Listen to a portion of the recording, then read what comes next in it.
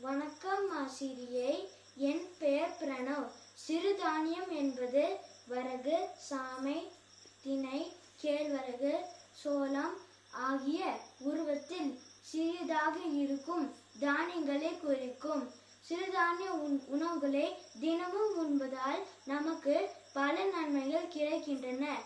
நோய் எதிர்ப்பு சக்தி அதிகரிக்கிறது. இது இதய நோய்களை வராமல் தடுக்கும். உடலின் பருமனை குறைக்க உதவும். உயர் இரத்த அழுத்தத்தை குறைக்கும். நீரிழிவு நோயை கட்டுப்படுத்தும். அதிகளவான வைட்டமின் பி சத்து நிறைந்துள்ளது. இது புற்றுநோய் வராமல் தடுக்கும். இது நார்ச்சத்து நிறைந்தது. சிறுதானிய உணவுகள் நமது முன்னோர்கள் பயன்படுத்தினார்கள், நாமும் பயன்படுத்துவோம்.